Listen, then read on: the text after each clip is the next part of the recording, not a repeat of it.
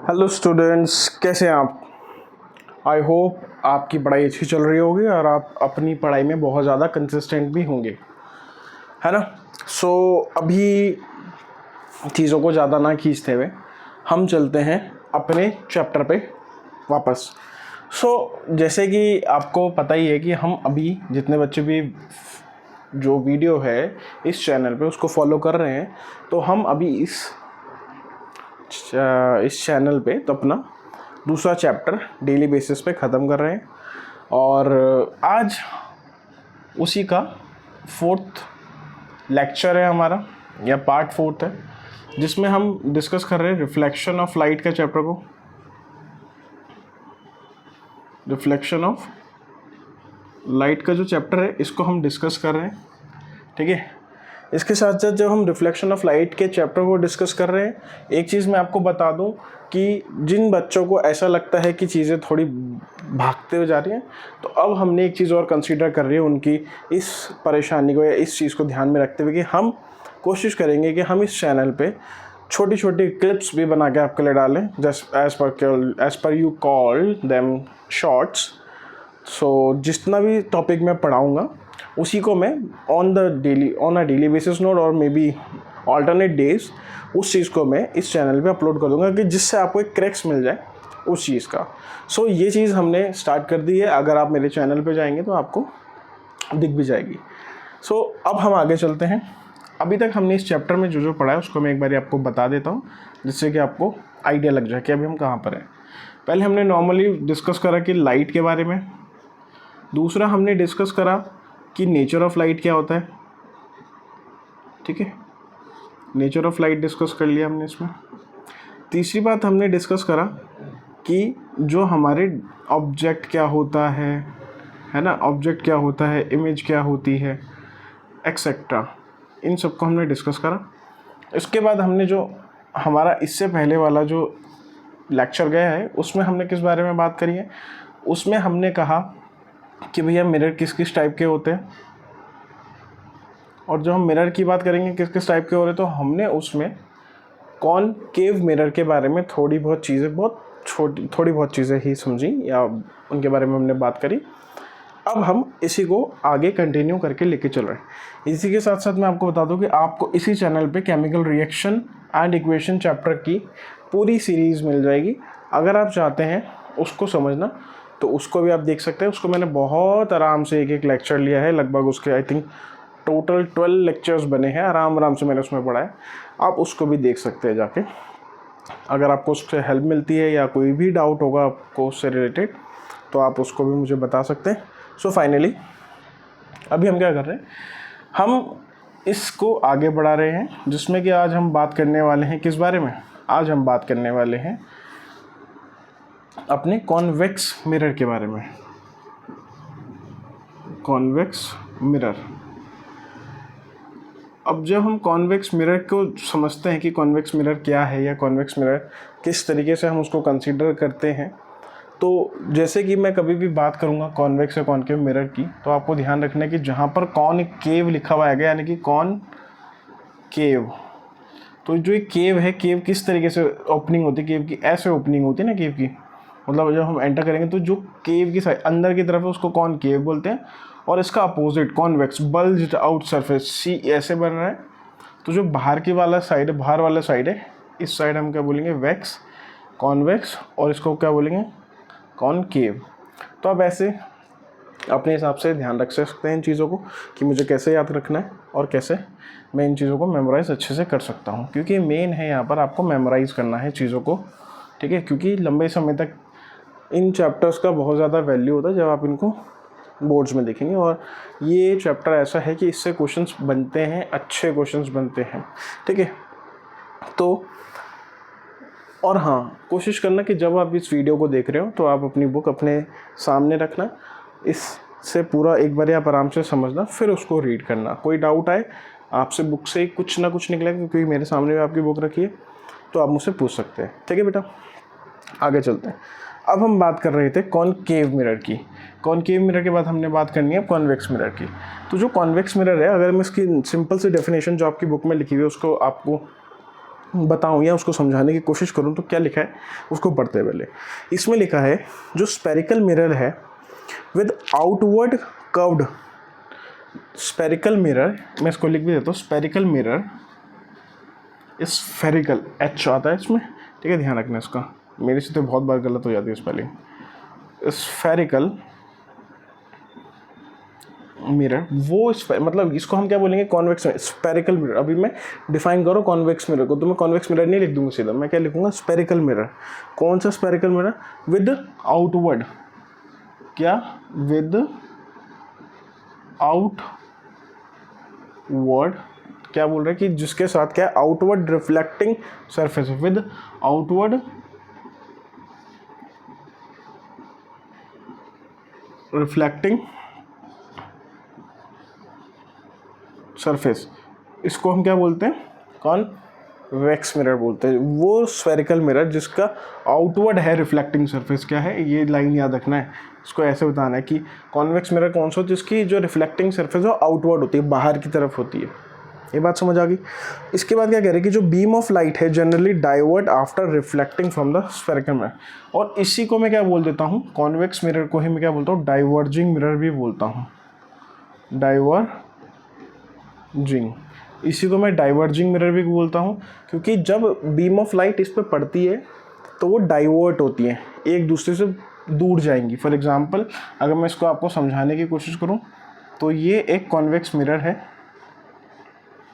ठीक है, और यहाँ पर मैं इसको थोड़ा सा डिफाइन कर देता हूँ, जैसे मैंने पिछली वीडियो में बताया कि इसको हम बोलते हैं यहाँ पर पोल, ठीक है, इसका होता है यहाँ पर, अगर अच्छा इसकी अगर हम बात करें तो जो यहाँ पर हम बात करेंगे आगे जाके कि यहाँ पर इसका फोकस हो जाएगा, इसको मैं समझाऊंगा अभी आपको, इसको बोलते हैं सेंटर ऑफ कर्वेचर, ठीक है, ये प्रिंसिपल एक्सिस होगी।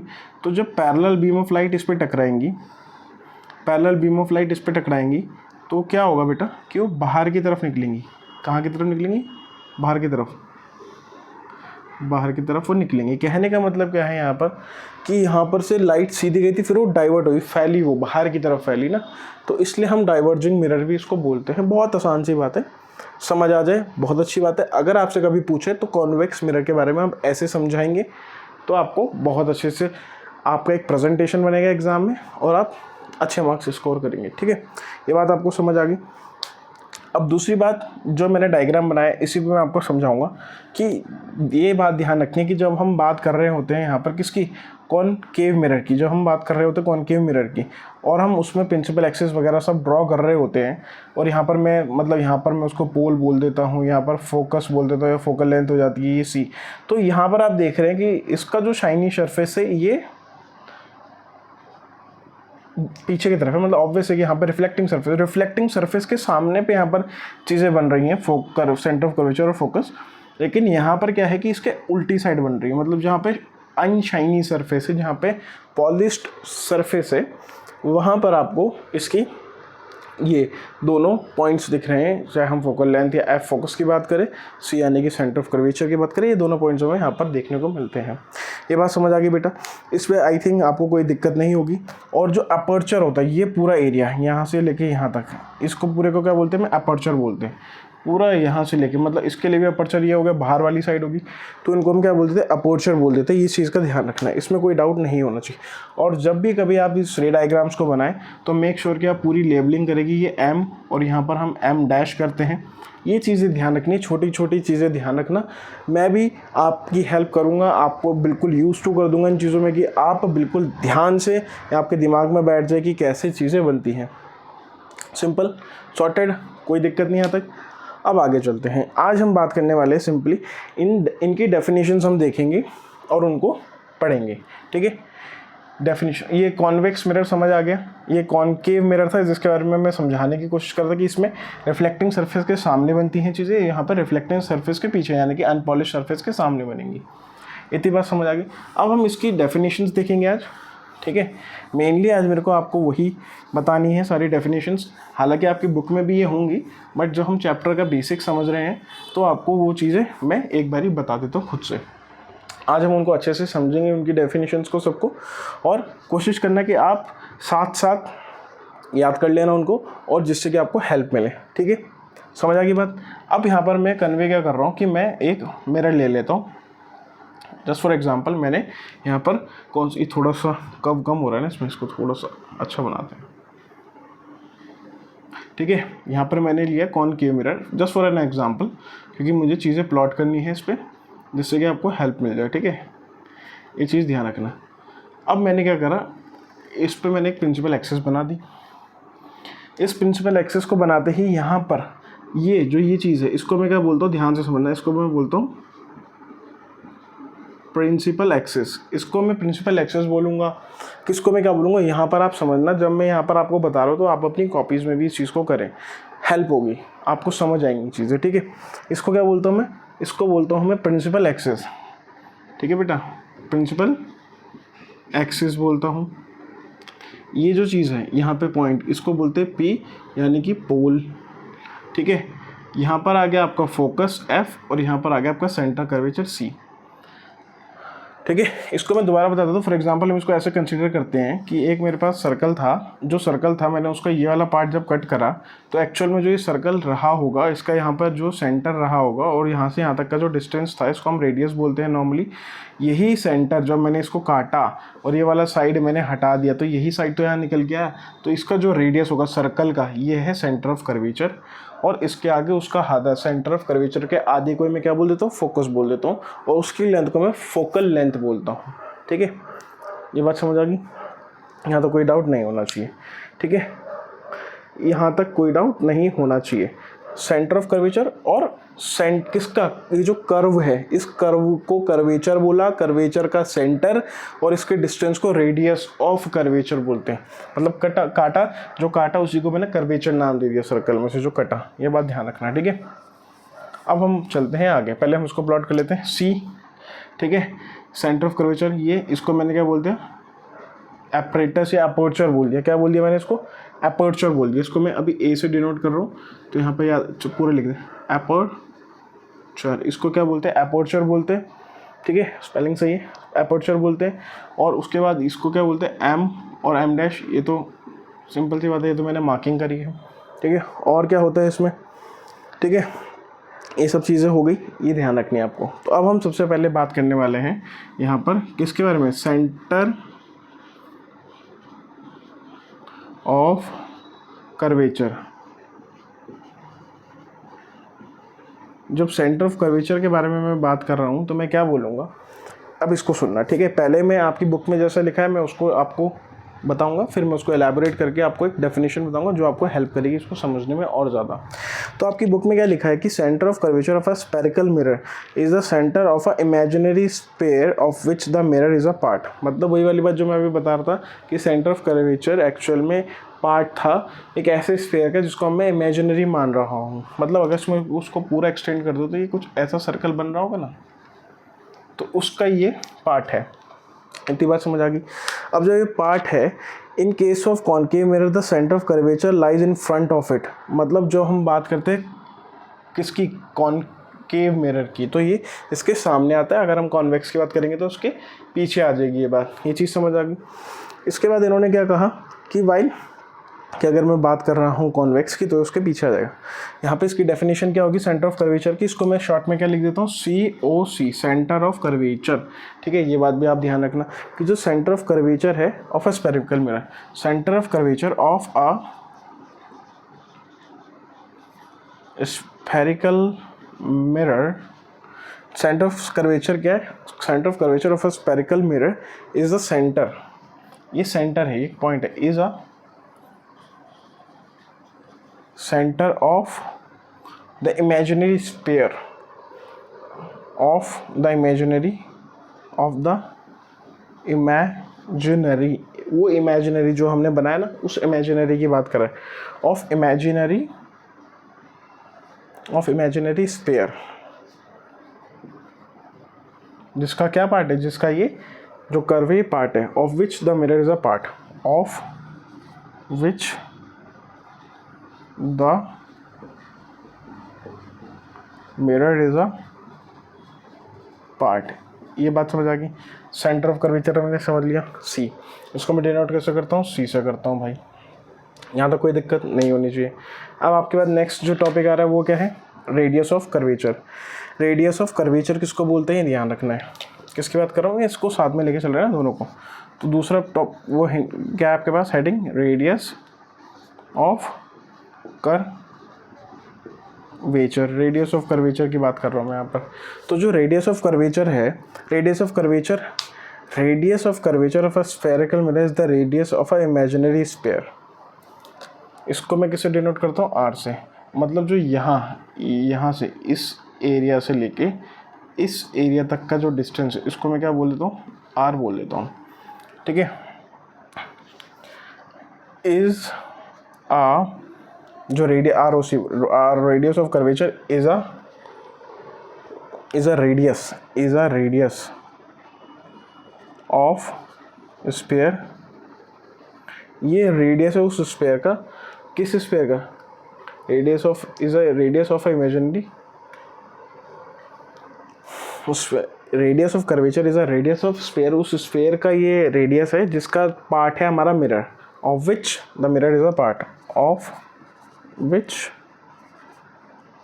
विच मिरर इज अ पार्ट,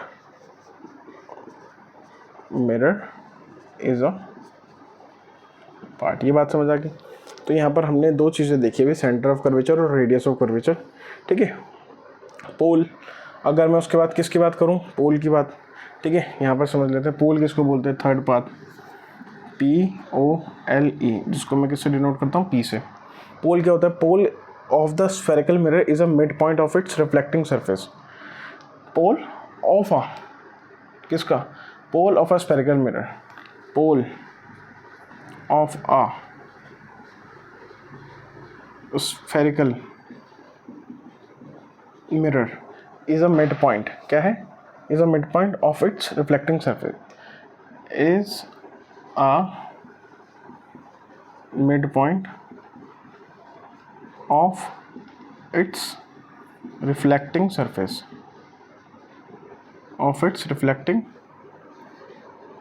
ये बात समझ आ गई। तो हमने सिंपली समझा कि सेंटर ऑफ कर्वेचर क्या होता है, ठीक है। उसके बाद मैंने रेडियस ऑफ कर्वेचर आपको समझाया, फिर मैंने पोल समझाया। ये बात समझ आ गई, यहाँ तक कोई डाउट नहीं होना चाहिए आपको, ठीक है। इन चीज़ों का ध्यान रखना। और यहाँ पर ये भी चीज़ आप समझ सकते हैं या ये भी चीज़ आप जान सकते हैं कि जब मैं आपको ये चीज़ें समझा रहा हूँ तो आपको ये भी मेक श्योर करना है कि आपको चीज़ें याद भी हो रही हों, क्योंकि याद होना ज़्यादा इम्पॉर्टेंट है, ठीक है। इस चीज़ का ख्याल रखना कि याद होना ज़्यादा इम्पॉर्टेंट है, नहीं तो फिर क्या दिक्कत आएगी कि आप चीज़ों को लेके चल रहे तो होंगे, मतलब आप याद नहीं करेंगे, रिवाइज़ नहीं करेंगे तो दिक्कत आ जाएगी। ये चीज़ ध्यान रखना, ठीक है। नेक्स्ट बात क्या आती है, अब उसको देखते हैं। उसके बाद फोर्थ चीज़ क्या आती है, फोर्थ चीज़ बेटा आपके पास आती है प्रिंसिपल एक्सिस। ये तो आपको पता ही होगा थोड़ा बहुत, प्रिंसिपल एक्सिस। प्रिंसिपल एक्सिस को क्या बोलते हैं, प्रिंसिपल एक्सिस क्या है भैया, द प्रिंसिपल एक्सिस, इसको मैं किससे डिनोट कर दूंगा, PC से। प्रिंसिपल एक्सिस, जो प्रिंसिपल एक्सिस है, क्या लिखा है इसके बारे में, ऑफ अ स्फेरिकल में is the line joining the pole and the centre of curvature. क्या है, ये एक लाइन है, is a line joining the pole and centre of curvature, मैंने शॉर्ट में लिख दिया उसको। ये वो लाइन है जो कि पोल और सेंटर ऑफ कर्वेचर को जोड़ती है। इसको हम आगे एक्सटेंड कर देते हैं, ये अलग चीज़ है, लेकिन ये सेंटर ऑफ कर्वेचर तक मेनली उसको हम वहीं तक मानते हैं। ये चीज़ ध्यान रखना आप, ठीक है। ये बात समझ आ गई। उसके बाद मैंने क्या बात बोला आपको, एपर्चर की बात करी, ठीक है। एपर्चर तो एपर्चर जब मैं बोल रहा हूँ तो ये क्या चीज़ है, एपर्चर का सिंपल मतलब है the diameter of a reflecting surface of a spherical mirror is called its aperture. तो मतलब जो ये पूरा पार्ट हमने लिया, ठीक है ना, इसको मैं एपर्चर बोल देता हूँ। It is that part of a reflecting surface of a mirror which is expose to incident light.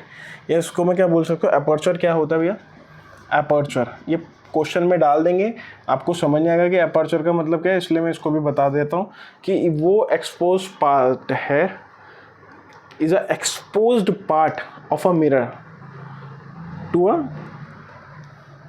exposed part of mirror for incident light, simple, ठीक है, ये बात समझ आ गई आपको। और ये कहाँ से कहाँ तक रहेगा, ये M से लेके M डैश तक रहेगा, ये पूरा M से लेके M डैश तक जो है इसको हम अपर्चर बोलते हैं। ये बात समझ आ गई। यहाँ पर मैंने अभी 5 चीज़ें बताई है। अब आपके पास बचता है प्रिंसिपल फोकस और फोकल लेंथ। 2 चीज़ें और आती हैं आपके पास, उसको भी समझ लेते हैं, प्रिंसिपल फोकस और फोकल लेंथ। इन सब डेफिनेशंस को ध्यान रखना कि प्रिंसिपल फोकस यहाँ पर ही मैं बता देता हूँ। प्रिंसिपल फोकस फिर आपको एक ही सारे उसमें मिल जाएंगे, एक ही जगह पर सारे मिल जाएंगे। सेकंड है आपके पास प्रिंसिपल फोकस। प्रिंसिपल फोकस ये क्या है भैया, प्रिंसिपल फोकस के लिए क्या लिखा है, principal focus of a convex mirror is a point on which principal axis of a mirror at which the light ray coming parallel to principal axis after reflecting actually meet। ये वो जगह है when light parallel to principal axis, PC से बोलते तो इसलिए मैंने यहाँ पे principal axis के लिए ये भी लिख दिया है, पूरा लिख देते इसको, principal axis when light parallel to principal axis after reflecting from the surface actual meet at this point। यहाँ पर ये बात ध्यान रखनी है कि वो इस पॉइंट पे आके मिलती है आपको। ये बात क्लियर हो गई, ठीक है। अभी तक हमने क्या देखा, सेंटर ऑफ कर्वेचर देखा, रेडियस ऑफ कर्वेचर देखा, प्रिंसिपल एक्सिस देखी, प्रिंसिपल एक्सिस के बाद हमने क्या देखा, हमने पोल देखा, पोल के बाद हमने अपर्चर देखा, और अभी का जो आज का हमारा लास्ट डेफिनेशन है वो क्या है हमारे पास, फोकल लेंथ। ये ध्यान रखनी है, क्या बोल रहा हूँ मैं, focal length. Focal length, focal length क्या होती है बेटा, इसको ध्यान से देखना। फोकल लेंथ हम किसको बोलते हैं, the diameter between the pole and the principal focus of a spherical mirror is called focal length, ठीक है। If the aperture of a mirror is small then f equals to r/2, मतलब इसको मैं बोल सकता हूँ कि फोकल लेंथ के half of radius of curvature called focal length. ये बात ध्यान रखनी है, सिंपल सी बात। तो ये आपकी टोटल 8 डेफिनेशन, सॉरी 8 नहीं, काउंटिंग ऊपर नीचे हो गई, तो ये आपकी 6th हो गई और ये आपकी 7th हो गई। तो ये साथ के साथ आपको याद करनी है।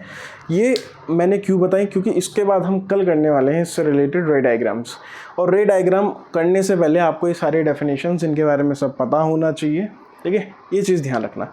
अब एक चीज़ ये मैंने समझाई है इस पर, या आप अपनी बुक से भी देख सकते हैं, इतना कोई ये ऐसा नहीं है कि यहीं से उतारना है यहीं से देख के लिखना अपनी कॉपी में, ऐसा कुछ नहीं है। बुक को पकड़ो, बुक को, इम्पॉर्टेंट, मैं बार बार बोलते हैं बात, ठीक है। और मैं दोबारा से ये चीज़ बोल रहा हूँ बेटा कि अगर आपको कहीं पर कोई दिक्कत हो, कोई डाउट आए, तो कोशिश करना और ध्यान से कि आप पूछें, आप मैसेज में पूछें, या जैसे जैसे मुझे लगेगा मैं आपको उसको नेक्स्ट वीडियो में जितना आसान तरीके से हो सकता है मैं आपको बताऊंगा, और हम कोशिश करेंगे कि हम चीज़ों को ज़्यादा से ज़्यादा इजी टर्म्स में आपको समझाएं, जिससे कि आपको हेल्प हो। बाकी अगर ऐसा कोई टॉपिक होता है जो हमें दोबारा से देखना चाहिए पूरा लेक्चर, तो वो भी हो जाएगा। अब यहाँ पर मैं एक चीज़ और बता देता हूँ कि जो हम बात कर रहे थे कि फोकस कैसे होता है, फोकस का मतलब फोकस आएगा कैसे। For example this was a pole and P and this was a principal axis PC and this was aperture marking M and M dash, this was focus, this was centre of curvature, this distance is called R and this distance called focal length, ठीक है। ये सब होता है, ये मैंने कर दिया इसको पॉलिश। अब ये कह रहा है कि जो प्रिंसिपल एक्सिस या प्रिंसिपल फोकस को हम बात करते हैं वो कैसे होता है कि फॉर एग्जांपल कि यहाँ पर से 2 लाइट रेज पैरेलल गई, ठीक है। यहाँ पर से भी मैं मान लेता हूँ कि एक लाइट रे पैरेलल गई इधर, ठीक है, ये इधर गई, तो जहाँ पर ये मिलती है ना टकराने के बाद, ये फोकस पे ही मिलती है बेटा, ये ध्यान रखना। ये कहाँ मिलती है आपको, फोकस पे मिलती है। जब ये मिलती है, जहाँ पर ये मिलती है उसी को हम फोकस बोल देते हैं। ये दोनों मिरर्स में होती है बात, एक चीज़ ध्यान रखनी है आपको। तो अभी इस वीडियो को मैं कोशिश करूँगा थोड़ा सेपरेट वे में लेके जाने की, कि यहाँ पर मैंने आपको पूरी डेफिनेशन समझाई, कॉन्वेक्स मिरर हमने देखा। अब हम कल क्या करेंगे, इन दोनों के हम चीज़ें ऐसे समझेंगे कि रे डायग्राम से लॉ, पहले हम इसके कल देखेंगे लॉज, मतलब स्फेरिकल इमेज जो है form by spherical mirror using रे डायग्राम्स। तो कल हम इसके रे डायग्राम्स देखेंगे कि जिससे आपको रे डायग्राम्स समझ आ जाए और आप उसको अच्छे से आगे, कल शायद मैं इसके रे डायग्राम्स प्लस इमेजेस भी बता दूं, या कल रे डायग्राम्स बताऊं, जैसा भी होगा आपको पता चल जाएगा नेक्स्ट वीडियो में। उससे पहले एक चीज़ ध्यान रखनी है आपको कि मेक श्योर करो कंसिस्टेंट रहो वीडियोस को लेके, पढ़ाई इंपॉर्टेंट है। और अभी इस साल आपको अच्छे से दम लगा के, पूरा जोर लगा के अपना मेहनत करना है, पूरा एड़ी चोटी का जोर लगा दो अब, क्योंकि आई थिंक आज 29 है, 29 सितंबर हो गया है, बहुत कम समय तो नहीं बोलूँगा, समय है आपके पास, तैयारी अच्छी हो सकती है। बैठ जाओ, टाइम स्लॉट्स बनाओ, उसके हिसाब से पूरा फोकस करो पढ़ाई पे और निकाल दो अच्छे मार्क्स के साथ 10th को पास करो, क्योंकि ये पहला है जहाँ पर आप इस लेवल पे जा रहे हैं और वो मार्क्स आपके लाइफ में हमेशा आपके साथ रहेंगे, ठीक है। हालांकि रहेंगे मार्क्स, बट आपको पता होना चाहिए कि आपका पोटेंशियल कितना है, आप कितना सीरियसली लेते हैं अपने आप को, वो इम्पोर्टेंट है, ठीक है बेटा। तो इस वीडियो को यहीं पे एंड करते हैं। आगे की वीडियो अभी रेगुलर रहेगी टाइमली बेसिस के साथ, और जैसे जैसा भी मुझे लगेगी जो जो चीज़ें इंपॉर्टेंट हैं, जैसे मेरे साथ के बच्चे जो ऑफलाइन पढ़ते हैं वो भी ये कह रहे थे कि भैया लंबी जा रही हैं वीडियोस, बहुत लॉन्ग हो रहा है, तो मैंने उन सब चीज़ों को ध्यान में रखते हुए शॉर्ट कंटेंट बनाना भी शुरू करा, जिसमें कि ये चीज़ें यहाँ पर थोड़ी लॉन्ग फॉर्म में चल रही थी, वहाँ पर आपको क्लिप्स में, छोटी छोटी क्लिप्स में मैं अलग से उनको बनाऊँगा, वहाँ पर से आप उन चीज़ों को समझ सकते हैं। कोई भी अगर डाउट होता है रिलेटेड टू टॉपिक आप मुझसे पूछ सकते हैं, ठीक है। थैंक यू बेटा।